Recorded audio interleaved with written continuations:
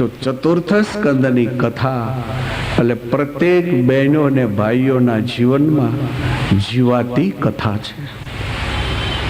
માનવ જીવનને સમતુલાની બ્રેક ખાસ હોવી જોઈએ. માનવ જીવનમાં બેલેન્સની બ્રેક અવશ્ય હોવી જોઈએ. જેના જીવનમાં બેલેન્સની બ્રેક નથી એ માણસ પોતાને હાથે જ પોતાનું ઘર વેર વિખેર કરી નાખતો હોય છે. એ બેલેન્સ ગુમાવે ને ત્યારે જેમ ફાવે એમ ભાંડતો હોય. એ બેલેન્સ ગુમાવે ત્યારે જેને હોય એને મારતો હોય. એ બેલેન્સ ગુમાવે ત્યારે જેમ ફાવે એમ માણસની સાથે વર્તન કરતો હોય. તો ચતુર્થ સ્કંદની કથા એટલે પ્રત્યેક લોકોનું જીવાતું જીવન એની કથા છે. તબ સુનિએ ચતુર્થ સ્કંદની કથા, જેમાં ધ્રુવ ચરિત્ર આવશે. બહુ સરસ આ કથા છે. આ કથાથી પ્રત્યેક બહેનો ભાઈઓનું ધ્યાન દોરવામાં આવશે કે હર કોઈ પરિસ્થિતિમાં તમારું બેલેન્સ તમે સાચવતા શીખો. તો સુનિએ ધ્રુવ ચરિત્રની કથા. મનોસ્તોષત રૂપાયામ તિસ્ર કન્યા ચ જગની રે. મનોસ્તોષત રૂપાયામ તિસ્ર કન્યા ચ જગની રે. આકુતિ દેવહૂતિ ચ આકુતિ દેવહૂતિ ચ પ્રસૂતિ રીતિ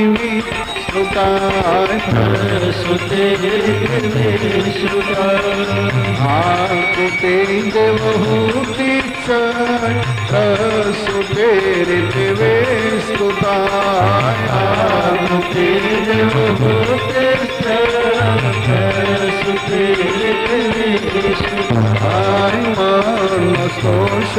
મનોસ્તોષતરૂપાયામ તિસ્ર કન્યા ચ જગની રે. મનોસ્તોષતરૂપાયામ તિસ્ર કન્યા ચ જગની રે. આકુતિ દેવહૂતિ ચ પ્રસૂતિરીતિ આકુતિ દેવહૂતિ ચ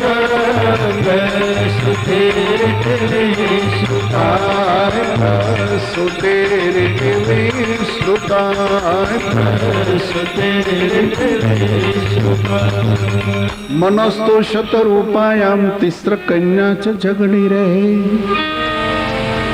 મનુ મહારાજને ત્યાં 3 દીકરીઓના જન્મ થયા.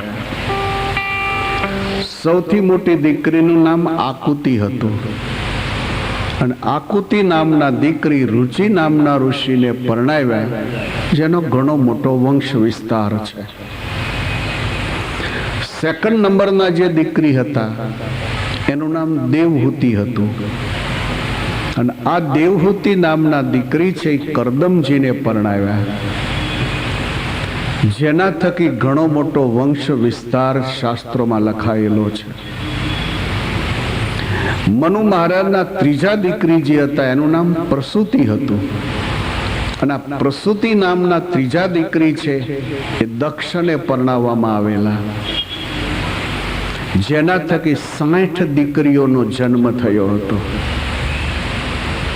જેમાં સૌથી મોટા દીકરી એનું નામ મૂર્તિ કહેવાય છે કે જે મૂર્તિ છપૈયામાં 18મી સદીમાં ભક્તિ નામે પધાર્યા અને ધર્મની સાથે જેનું લગ્ન થયું અને જે ધર્મ અને ભક્તિને ત્યાં 1837ના ચૈત્ર સુધી 9મીએ ભગવાન ઘનશ્યામ પોતે પધાર્યા. તો મનુ મહારાજની ત્રીજી દીકરી જે પ્રસૂતિ એ દક્ષને પરણાવેલા કે જેનાથી એને 60 દીકરીઓ જન્મેલી. એમાં સૌથી મોટી દીકરીનું નામ મૂર્તિ. તો મૂર્તિથી આરંભી અને 13 નંબર સુધીની દીકરીઓ ધર્મને પરણાવેલી હતી. સૌથી નાની 60 નંબરની જે દીકરી હતી એ ભગવાન શંકરને પરણાવેલ હતા. તો અષ્ટભુજા વાળી વાઘેશ્વરી એ ભગવાન ઘનશ્યામના સગા માસી થાય. ઘણીક વાર લોકોમાં એક ભ્રમ હોય છે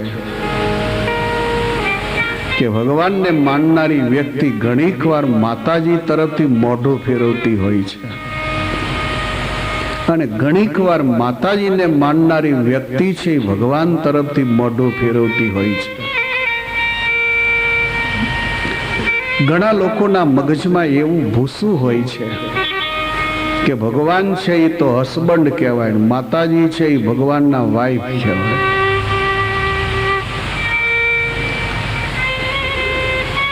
માતાજીને ભગવાનના બારામાં સમજ્યા સિવાય ઊંડું ઉતરવું વ્યાજબી નથી. માતાજીને પરમેશ્વર આ બંનેને શાસ્ત્રો એક સ્વરૂપ માને છે. જ્યારે જ્યારે ભગવાન અવતાર કાર્ય કરવા માટે આ લોકમાં પધારે છે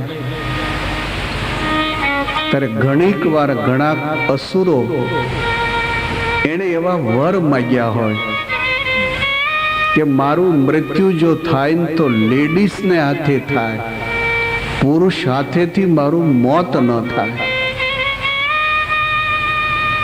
આ અસુરને મારવા માટે ભગવાન મનુષ્ય શરીરે પધારે તો ભગવાનથી અસુર મરે નહીં, કારણ કે અસુરે સાધનાથી વર મેળવ્યા છે. અને એક વાત આપ યાદ રાખજો કે સાધનાના પ્રભાવથી જે તમે વર મેળવો છો એ વરનું ફળ ઈશ્વર નાશ નથી કરી શકતા.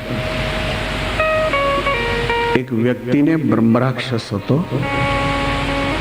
પછી એક પારાયણમાં હું જઈ રહ્યો હતો, સારંગપુર વચ્ચે આવ્યો એટલે દર્શન કરવા ગયો. મને ત્યાં જાણવા મળ્યું કે તમારા બાળક છે એમાં બ્રહ્મરાક્ષસ છે. એટલે હું ચોક્યો, બ્રહ્મરાક્ષસ છે? મને કે યા બહુ હેરાન થાય છે. હું એ બતાવવા માંગુ છું કે સાધનાથી જે તમે તપ કર્યું છે એનું ફળ તમને જ મળે, એમાં ઈશ્વર હસ્તક્ષેપ ન કરી શકે.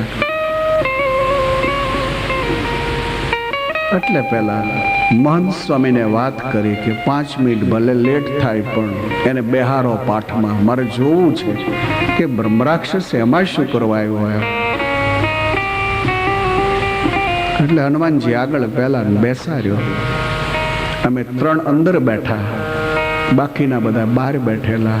બ્રહ્મરાક્ષસ આવ્યો પણ ખરેખર મોટી તાકાત હતી.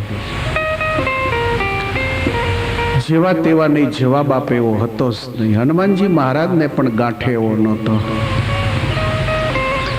મારે જવું તું કથામાં, એટલે વાત પડતી મૂકી. મેં તું ફરી પાછો આવીશ ત્યારે વાત.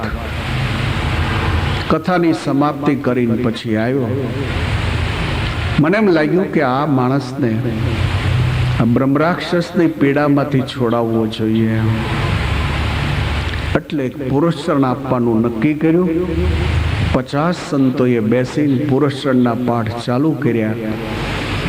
એટલે પેલો બ્રહ્મરાક્ષસ આવીને ચેલેન્જ મારી અમને કે તમારા એ મંત્રો તમે કરજો, મારા મંત્રો હું કરી રહ્યો છું. જોઈએ છીએ મુકાબલામાં કોનો વિજય થાય છે. અમને ચેલેન્જ મારીને જતો રહ્યો. 4 વાગે અમારા પાઠો પૂરા થયા. જેનામાં એ બ્રહ્મરાક્ષસ હતો એ વ્યક્તિને એનું ફળ આપવા માટે બેસાડ્યો. ત્યાં આવ્યો પાછો. હવે એને શરીરમાંથી જો જુદો ન પાડીએ તો પુરુષનું ફળ હતું એ બ્રહ્મરાક્ષસને વયું જાય પાછું. એટલે બ્રહ્મરાક્ષસનો કંટ્રોલ કર્યો, શરીરમાંથી એને જુદો પાડ્યો. પેલી વ્યક્તિને પુરુષનું ફળ આપ્યું, પછી બેહાર્યો પાઠમાં. પાઠમાં બેહાર્યો તો હનુમાનજી મહારાજનો દૂત પહેલા આવ્યો. એટલે એને પૂછ્યું કે મેં આ પુરુષણ કર્યું તો એની અસર શું થઈ. એટલે દૂત એવે કહે છે કે તમારા પુરસ્ચરણથી એની ટોટલ શક્તિ નાશ પામી ગઈ છે, પણ આ બ્રહ્મ રાક્ષસ આમાંથી જશે નહીં. કેમ? તો કે બહુ જિદ્દી છે. આ કોઈ સંજોગમાં આ શરીરમાંથી નહીં ખસે. કીધું સારું, હવે તું જા. દૂત ગયો અને પછી બ્રહ્મ રાક્ષસને બોલાવ્યો. એટલે બ્રહ્મ રાક્ષસ આવ્યો, પણ તાકાત તો એવી ને એવી હતી, એમાં કોઈ ફરક ન પડ્યો. પછી ગોપાળાન સ્વામીને મેં વિનંતી કરી, સ્વામી અમારે આને કાઢવો છે. તો સ્વામી કહે છે કે હું મારી રીતે કાઢીશ, તમે ચિંતા નહીં કરો, હું એને ચોક્કસ કાઢીશ. અમે હઠ પકડી કે કાઢીશ એમ નહીં, અત્યારે જ કાઢો.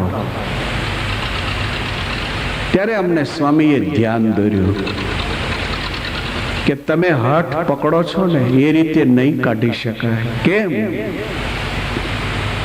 સ્વામીનું કહેવું એવું હતું કે રાવણને ત્યાં રહેલા સીતાજીને રામ કેમ છોડાવી ન શક્યા? રાવણની અશોક વાટિકામાં કેન્દ્રિત બનેલા સીતાજીને રઘુનાથજી છોડાવી કેમ ન શક્યા? 14 મહિના સુધી સીતાજી અશોક વાટિકામાં હેરાન થયા. તો રામ તો સ્વયં ભગવાન હતા, મર્યાદા પુરુષોત્તમ નારાયણ હતા. 14 મહિના સુધી કેમ એની શોધમાં સમય ગાળ્યો? કેમ સીતાજીને ન છોડાવી શક્યા? એટલે અમે કીધું કે તો મનુષ્ય લીલા કહેવાય. સ્વામી કે આમાં મનુષ્ય લીલા નથી. એની પાછળનું કારણ એ છે કે રાવણે જે શિવ ઉપાસના કરી હતી, એ શિવ સાધનાને કારણે એની પાસે એટલું મોટું પુણ્યનું ભાથું ભેગું થયેલું હતું કે આખા બ્રહ્માંડને 14 મહિના સુધી રડાવે અને એનું જે પાપ લાગે એ પાપથી રાવણનો પુણ્યનો જથ્થો ડાઉન થાય. તો એક સીતાજીને રડાવે ને આખા બ્રહ્માંડના લોકોને રડાવે, એનું ઇક્વલ પાપ થયું. તો 14 મહિના સીતાજી રડ્યા એટલે 14 મહિના સુધી આખા બ્રહ્માંડને રડાવવાનું જે પાપ લાગે એ પાપ રાવણને લાગ્યું. ત્યારે એનો જથ્થો ડાઉન થયો, અને ડાઉન થયો એટલે પ્રભુ એને મારી શક્યા. એમ આ બ્રહ્મરાક્ષસના પુણ્ય એવા છે કે તમે આજ ધારો છો ને તો આજે ન થાય. અમે કીધું કે એનું પુણ્ય ડાઉન જલ્દી કેમ થાય? તો કે એ રસ્તો બતાવો. કા 4 પુરસ્ચરણ કરો તો પુણ્ય ડાઉન થઈ જાય, અને કા ગોપીનાથજી મહારાજની 40 દિવસ સુધી સેવા કરે તો જથ્થો ડાઉન થાય. એ જથ્થો ડાઉન થાય એટલે 1 સેકન્ડમાં ને કાઢીશું. મારો કહેવાનો આશય એ છે કે જે વ્યક્તિ જે સાધના કરે છે, જે તપશ્ચર્યા કરે છે, જે કઈ આધ્યાત્મિક સાધન કરે છે, એનું ફળ એ જીવાત્માને મળે છે. અને એ ફળ છે એને ભગવાન પોતે હટાવી નથી શકતા. તો ઘણા રાક્ષસો એવો વર માગે કે મારું મોત લેડીઝ સિવાય ન થાવ. હવે ભગવાન મનુષ્ય શરીરે આ લોકમાં આવે તો ભગવાનથી પેલો અસુર મરે ને. એટલે ભગવાનની શરીરની જે શક્તિ છે, જેને મહાશક્તિ તમે કહો છો, એ પરમેશ્વરની જે મહાશક્તિ એ શરીરમાંથી લેડીઝ રૂપ ધારણ કરે. એટલે પરમેશ્વર જ 2 સ્વરૂપે થયો. એક સ્વરૂપે પરમેશ્વર પોતે પરમેશ્વર તરીકે રહ્યા, અને એક સ્વરૂપે પોતે લક્ષ્મી રૂપે બન્યા, જેને લોકો લક્ષ્મી નારાયણ કહે છે. લક્ષ્મી ચાસૌ નારાયણ લક્ષ્મી નારાયણ લક્ષ્મી ચ નારાયણ ચ લક્ષ્મી નારાયણ. કયો સમાસ કરો તમે? આ બંનેમાં કયો સમાસ કરશો? હું અર્થ કરું પણ મને સ્વામિનારાયણ શબ્દનો સમાસ કરવામાં ગૂંચવાડો થાય ને એટલે મારે એનો સમાસ નથી કરવો.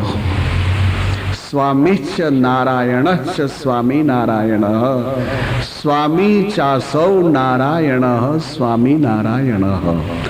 સ્વામી અને નારાયણ, સ્વામી એવા નારાયણ. તો લક્ષ્મી ચ નારાયણ ચ લક્ષ્મી નારાયણ લક્ષ્મી ચાસૌ નારાયણ લક્ષ્મી નારાયણ. લક્ષ્મી એવા નારાયણ કે લક્ષ્મી અને નારાયણ?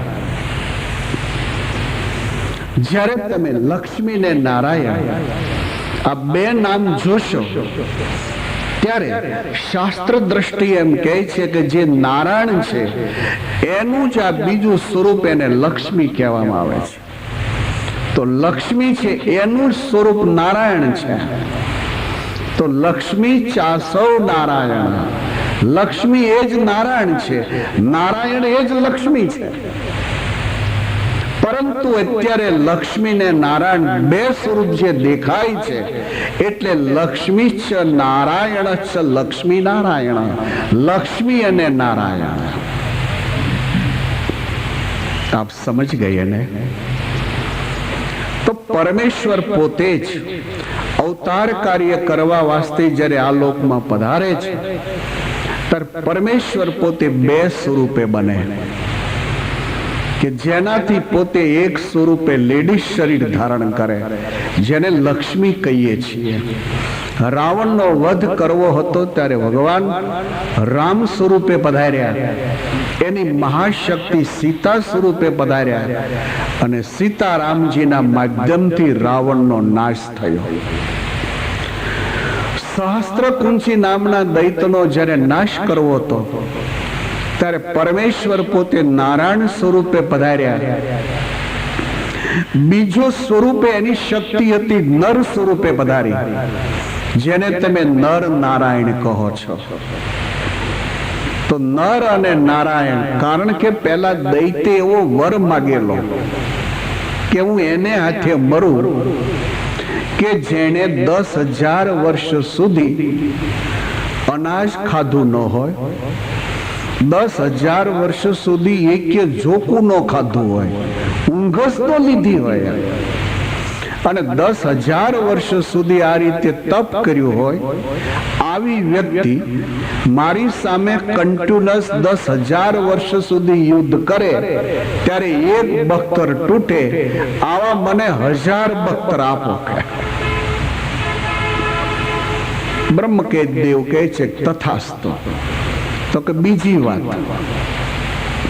10,000 વર્ષે મારું એક બખ્તર તૂટે પરંતુ તરત પછી બીજી વ્યક્તિ સામે યુદ્ધ કરવા માટે લાગી જવી જોઈએ અને એ વ્યક્તિ પણ એવી જ હોવી જોઈએ કે 10,000 વર્ષ સુધી જેને તપ કર્યું હોય, અનાજ કે ઊંઘ એનો યુઝ ન કર્યો હોય, આવી વ્યક્તિ તરત જ યુદ્ધમાં જો લાગે તો એનાથી બીજું બખ્તર તૂટે.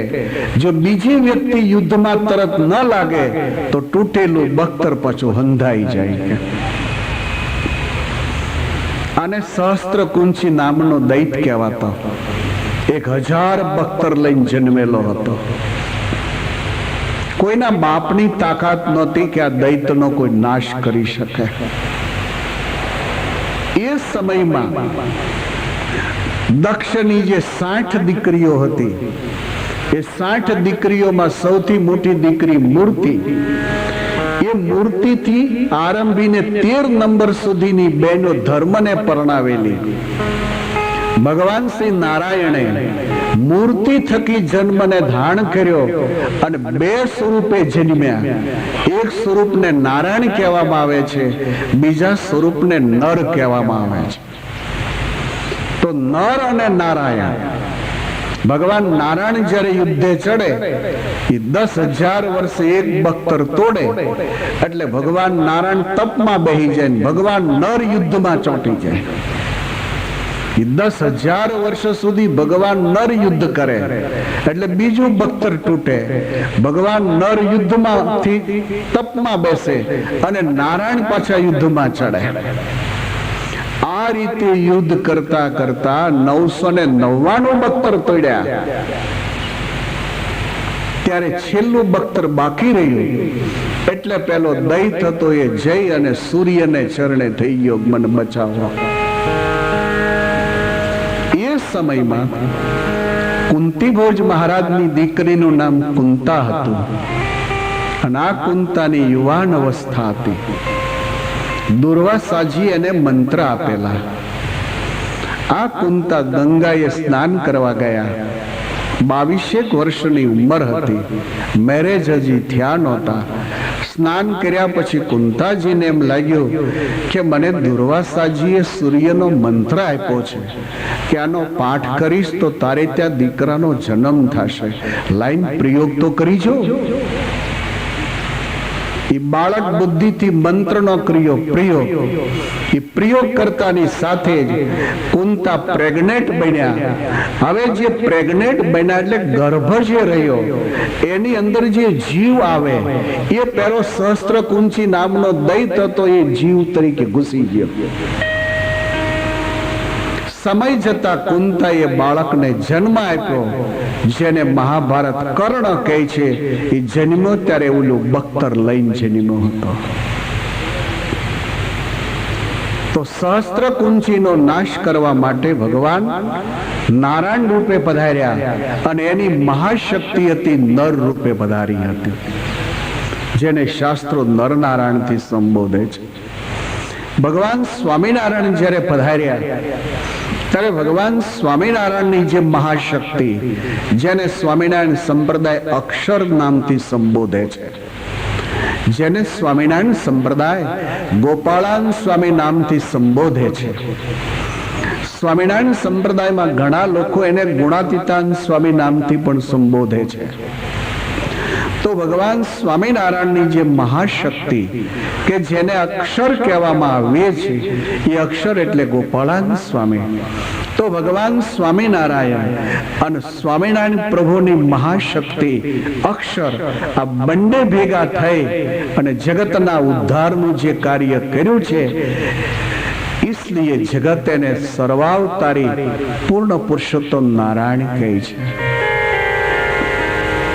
તો માતાજીનો અર્થ એ થયો કે જ્યારે જ્યારે જગતનું કાર્ય કરવા વાસ્તે ભગવાન આ લોકમાં પધારે છે, ત્યારે એની શક્તિ ક્યારેક લેડીઝ શરીરે આવે, ક્યારેક પુરુષ શરીરે આવે અને ક્યારેક મુક્તના શરીર રૂપે આવે. જુદા જુદા પ્રકારે ભગવાનની સાથે અવતાર કાર્યમાં એ મહાશક્તિ એ મદદ કરે અને અવતાર કાર્ય જ્યારે પૂરું થઈ જાય ત્યારે મહાન શક્તિઓ ભગવાનના શરીરમાં પાછી લીન થઈ જાય. શિક્ષાપત્રી જે વાંચતા હોય એને બરાબર ખબર હોય. ભગવાન સ્વામિનારાયણ શિક્ષાપત્રીમાં ધ્યાન દોરે છે, સરાધયા યુતોજ્ઞેયો રાધા કૃષ્ણ ઇતિ પ્રભો. ભગવાન સ્વામિનારાયણ એમ કહે છે કે જ્યારે ભગવાનની મહાશક્તિ રાધા રૂપે બાજુમાં બિરાજતા હોય ત્યારે જગત એને રાધા કૃષ્ણ નામથી વંદના કરે છે. એ જ રાધાજી પાછા ભગવાનના શરીરમાં જ્યારે લીન થઈ જતા હોય છે ત્યારે ભગવાન અકેલા બિરાજતા હોય છે અને ભગવાન જ્યારે અકેલા બિરાજતા હોય છે ત્યારે એને સંતો દ્વારિકાધીશ કહે છે. આપ જરા બુદ્ધિ તો લગાવો. તમે દ્વારકા ગયા હશો, દ્વારકા ગયા હશો તો દ્વારકાધીશના દર્શન કર્યા હશે. તો દ્વારકાધીશના દર્શન જો તમે કર્યા હોય તો દ્વારકાધીશ એકલા બિરાજે છે કે રાધાજીની હારે બિરાજે છે? તમે પ્રાચીન કોઈ પણ મંદિરમાં દર્શન કરો, ખાલી દ્વારકા એક નહીં, જે પ્રાચીન મંદિરો છે એ હર કોઈ પ્રાચીન મંદિરમાં તમે દર્શન કરો, ભગવાન દ્વારકેશ એક જ તમને જોવા મળશે, ત્યાં રાધાજી સાથે બિરાજતા જોવા નહીં મળે. મહાભારતના યુગ પહેલા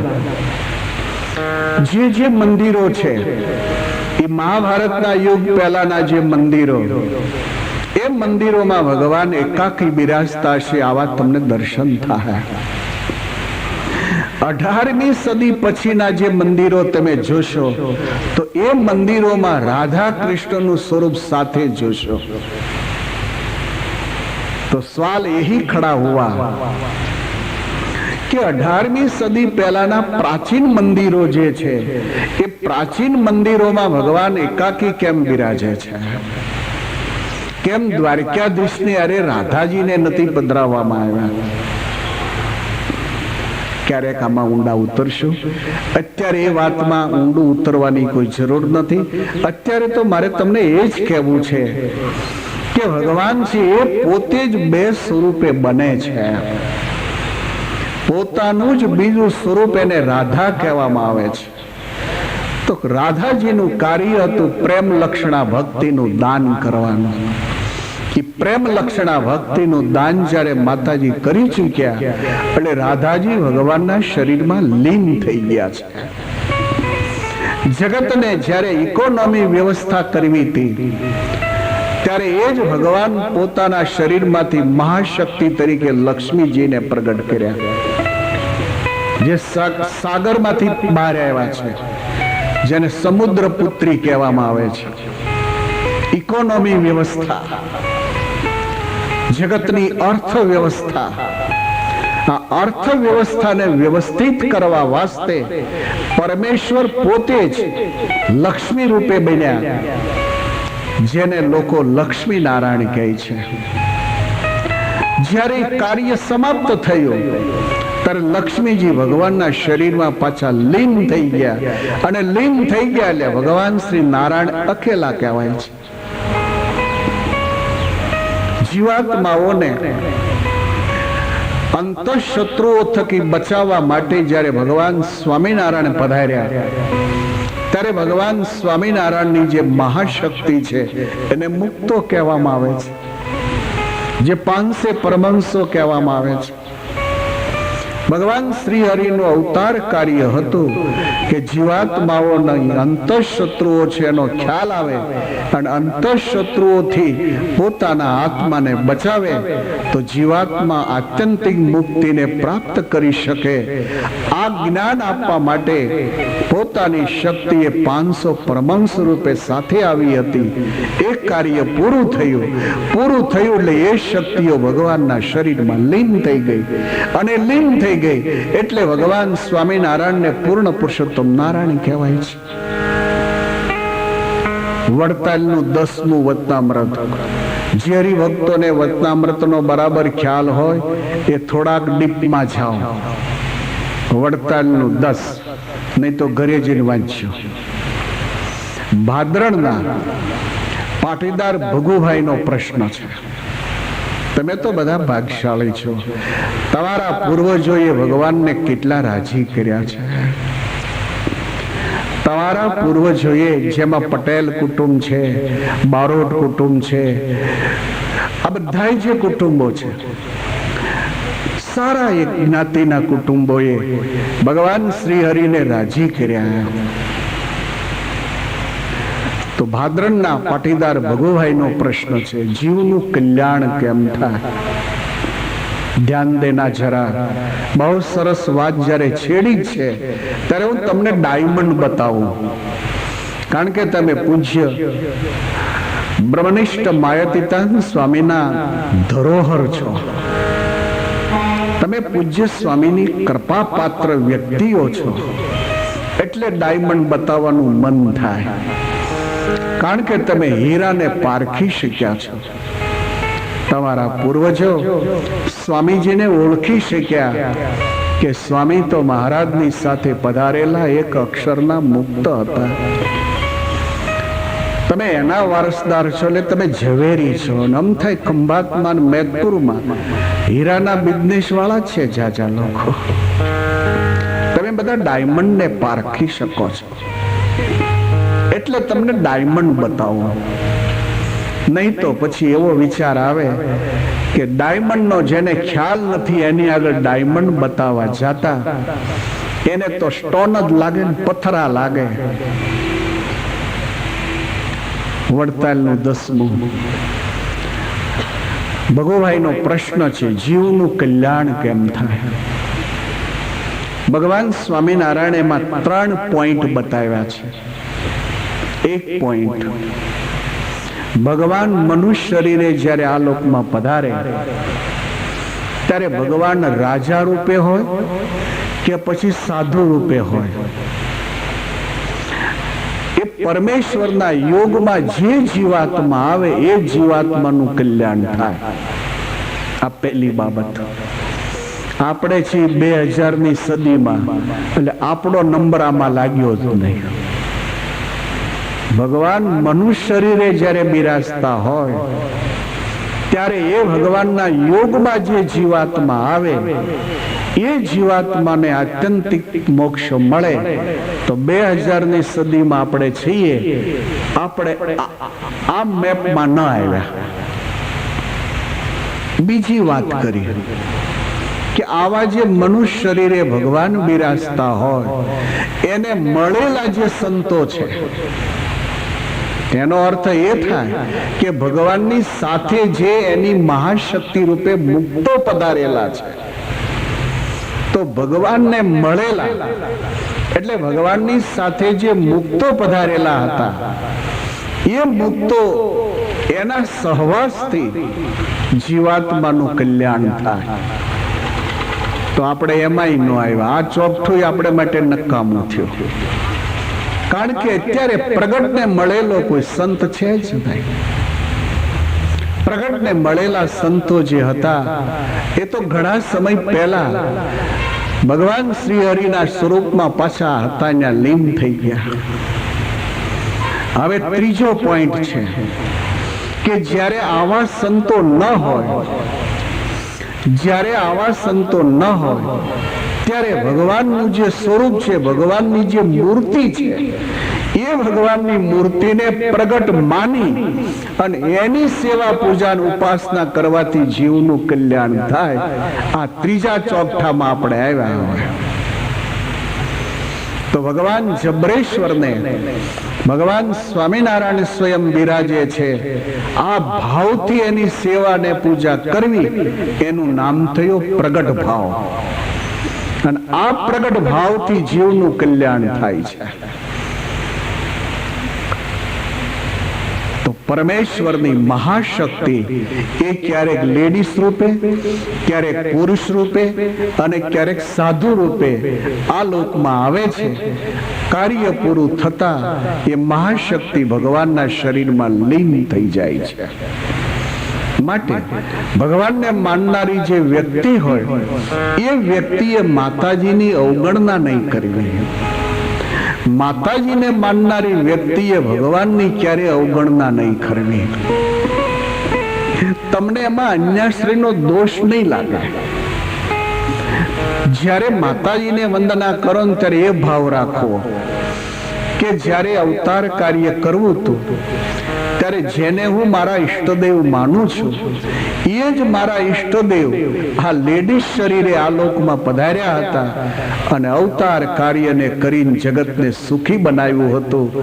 તો એ આ વાઘેશ્વરીનું સ્વરૂપ છે, એટલે મારા ઈષ્ટનું જ આ સ્વરૂપ છે એમ સમજીને એને વંદના કરવી, એની અવહેલના નહીં કરવી. તો વૈદિક કાળથી આરંભી અને અત્યાર સુધીના જે ધર્મ ગ્રંથો છે એ સારા એ ધર્મ ગ્રંથોની અંદર પરમેશ્વરની મહાશક્તિ અને પરમેશ્વર આ બંનેનું એકાત્મપણું બતાવવામાં આવ્યું છે. તો ભગવાન શ્રી હરિ અને એની મહાશક્તિ આ બંનેને બને ત્યાં સુધી માણસે એક સ્વરૂપે સમજી અને એને વંદના કરવી, એનું રિસ્પેક્ટ જાળવવું. ક્યારે પણ અન્નાશ્રયના નશામાં, ક્યારે પણ પોતાના ઈષ્ટદેવના નશામાં ભગવાનના બીજા સ્વરૂપોનો અપરાધ ન થઈ જાય એનું ખાસ ધ્યાન રાખવું. તો ચતુર્થ સ્કંદની કથા એટલે મેં તમને લેસન બતાવ્યું કે પ્રત્યેક લોકોનું જીવાતું જીવન છે એની કથા છે. અબ સુનિએ કથા. મનોસ્તુ શતરૂપાયામ તિસ્ર કન્યા ચ જગની રે આકુતિ દેવ હોતી ચ પ્રસુતે રીતિ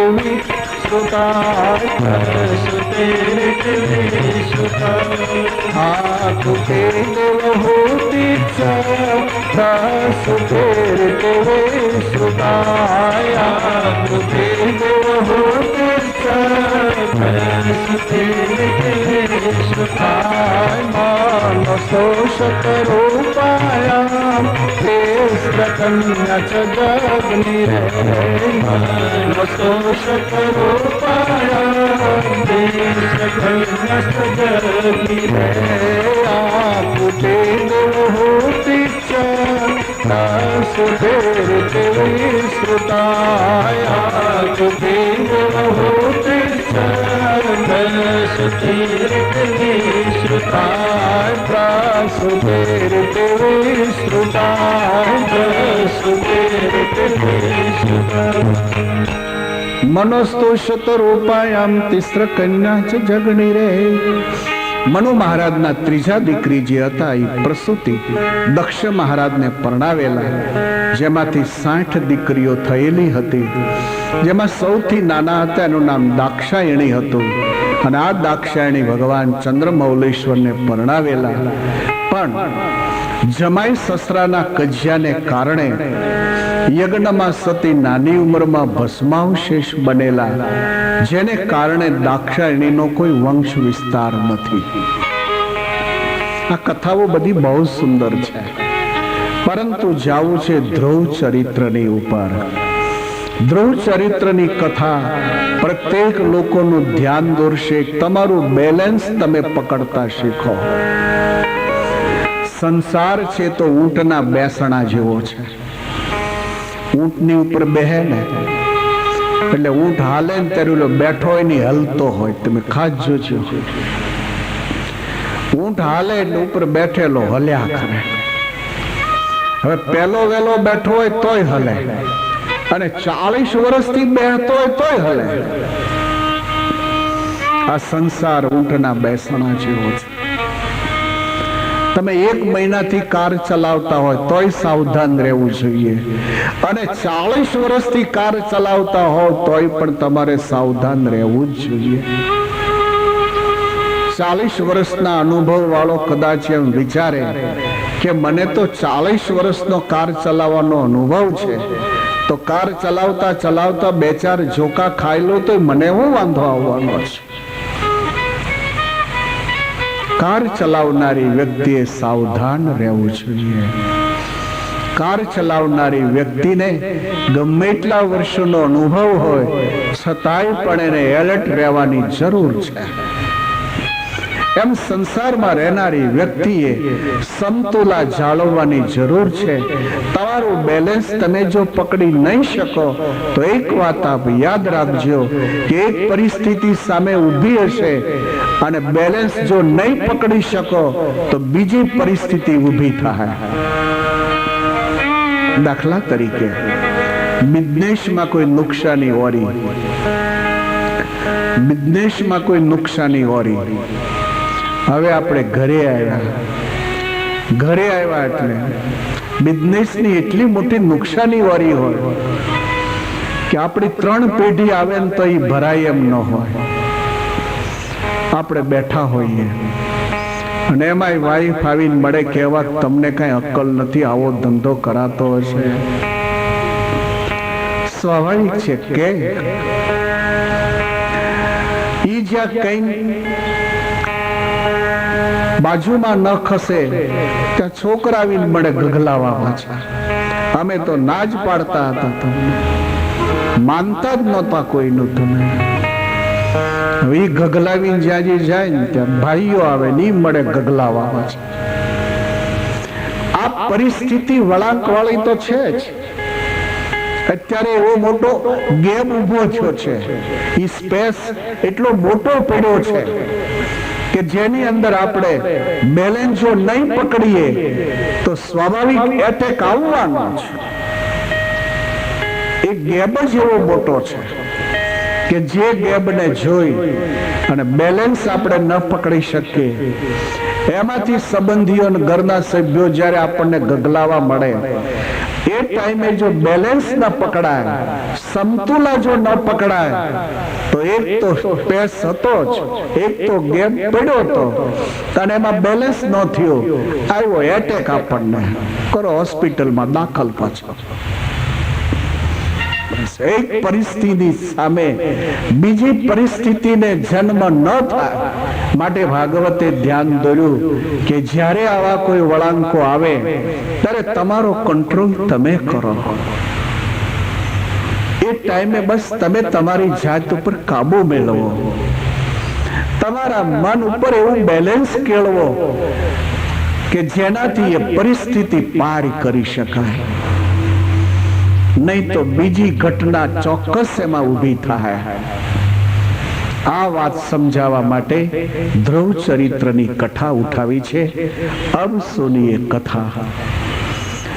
જાય ઉત્તાન પાદસ્ય સુનીતિ સુરુચિદ્વયો.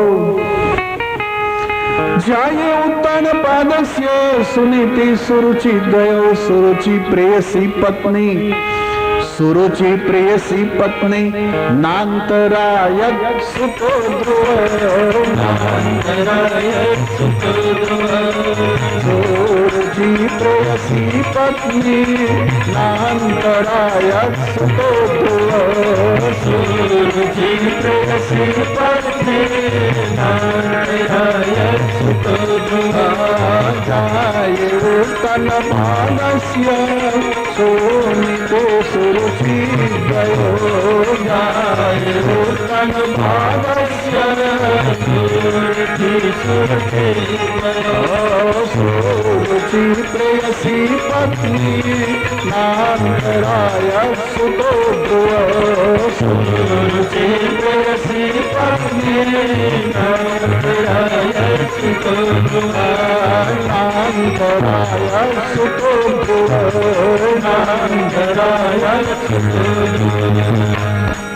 જાય ઉત્તાન પાદસ્ય. આ મનુ મહારાજ ને 2 દીકરા હતા, 3 દીકરીઓ 2 દીકરા. 2 દીકરામાં એકનું નામ હતું પ્રિયવ્રત, બીજાનું નામ હતું ઉત્તાનપાદ. પ્રિયવ્રતની કથા આવશે 5મા સ્કંદમાં. અત્યારે ભાગવતજી બીજા પુત્ર જે ઉત્તાનપાદ છે એની કથા ઉઠાવે છે. આ ઉત્તાનપાદનું લગ્ન એક સુનીતિ નામની રાજકુમારી સાથે થયું. સમય જતા એનું બીજું લગ્ન સુરુચિ નામની એક રાજકુમારી સાથે થયું. એક સમય હતો કે પુરુષને ઈચ્છામાં આવે એટલી વારી મેરેજ કરી શકતો. હિન્દુ સંસ્કૃતિમાં ઘણા ખરાબ રિવાજો ઘૂસી ગયેલા હતા. આજે પણ હજી ઘણા એવા ખરાબ રિવાજો ચાલ્યા આવે છે. સૌથી પહેલા તો આપણી સંસ્કૃતિને બરાબર ચોખ્ખી કરવાની જરૂર છે. સૌથી પહેલા આ સંસ્કૃતિની અંદર ધર્મને નામે જે અધર્મ ઘૂસી ગયા છે એને પહેલા તો કાઢી નાખવાની જરૂર છે. માથાને ઓળીને સાફ કર્યું, શરીરને સાફ કરવા માટે સારા સારા સાબુઓ શોધ્યા, પણ સંસ્કૃતિને એકવાર ક્લીન કરવાની જરૂર છે.